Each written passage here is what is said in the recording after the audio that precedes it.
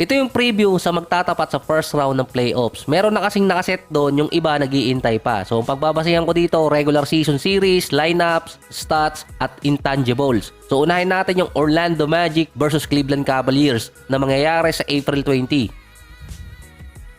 Sa regular season series ng Magic at Cavaliers, tabla sila doon, 2-2 record. Sa first 2 games, naglaro si Donovan at itong si Darius Garland. Split sila doon, 1-1. Sa last 2 games naman, merong isang game doon na walang Garland at Donovan Mitchell. Ang record pa rin nila, 1-1. Sa 4 na games na yon, naglaro si Banchero at si Wagner.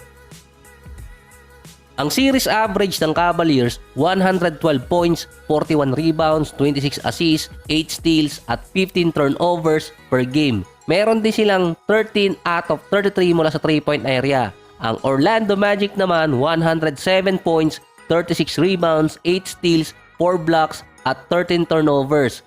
Meron din silang 8 out of 25 mula sa 3-point area. Sa 4 na games nila sa series, ang Orlando Magic na ibaba nila sa 10 3-point shot per game ang Cavaliers. Doon sila nanalo.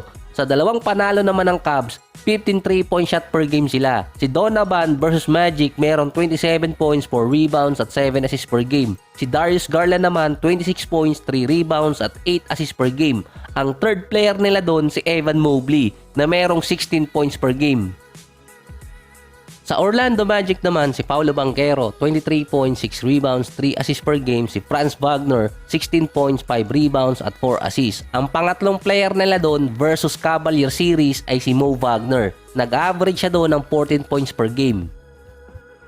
Based doon sa stats, malaki ang chance na manalo ng Magic sa Cavaliers kung malilimitahan nila sa 3-point area ang Cleveland. Mananalo naman ang Cavs kung magiging maganda ang scoring nila sa beyond the arc at mababawasan ang kanilang turnovers.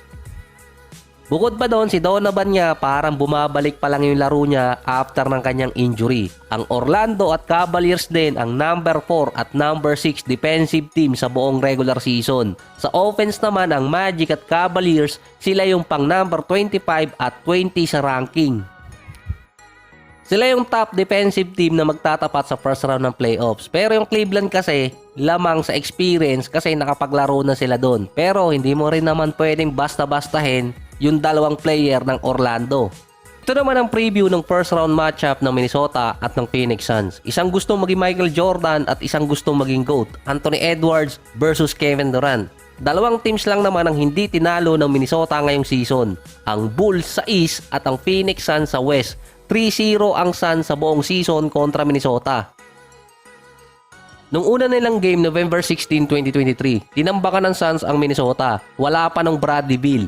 Nung ikalawang game, ito yung later part na ng season, pasok na nun ng Minnesota sa playoffs.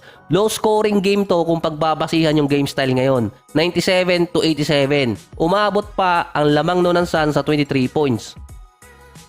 Yung Suns ang isa sa merong pinakamahirap na last 10 games sa regular season at nung ikalawang game nila wala nung Karl Anthony Towns. Ito din yung last game ng dalawang teams na yan, tinambakan ulit ng Suns yung Minnesota. Kakabalik lang ni Towns galing injury. Si Anthony Edwards below average pa.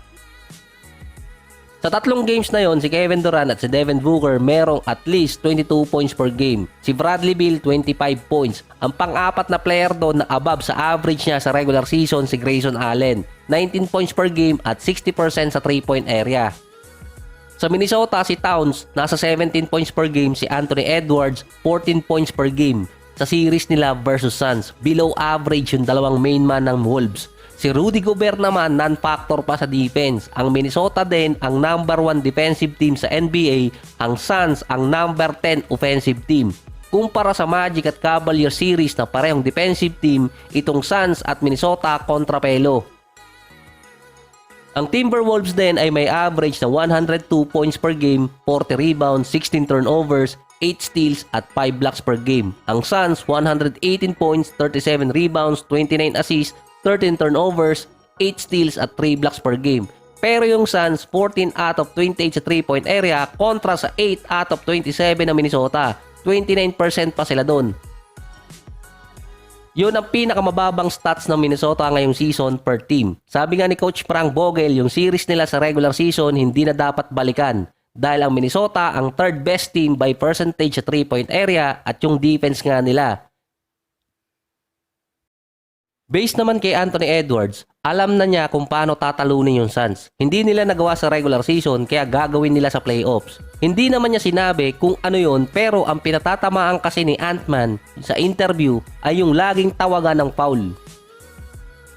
Doon mo rin makikita na yun ang problema kay Anthony Edwards. Ang sinabi kasi ni Bradley Beal, para mawala sa game si Anthony Edwards, kailangan mo siyang i-foul or subukan mo siyang i-foul. Joke lang yon para kay Bill, pero yun talaga ang isang factor kaya nawawala sa laro itong si Anthony Edwards. Kapag merong isang foul na hindi natawagan or hindi niya gusto yung tawag, nagkakaroon kasi ng mental block si Anthony Edwards. Bago matapos yung regular season, nagkaroon pa siya ng 16 technical. Reset naman yon papasok ng playoffs kaya walang suspension. Back to 0. Ang binanggit din doon ni Bradley Beal, maging aggressive kay Anthony Edwards sa offense at defense. Ang kalabang kasi ni Edwards talaga yung referee. Ang Suns, number 7 team na may kokonting foul per game. Pang number 13 naman sa may pinakamarami nakukuhang foul ang Minnesota. Buong season, nahihiwagaan si Anthony Edwards sa mga tawag ng referee na pagbulta pa siya dati.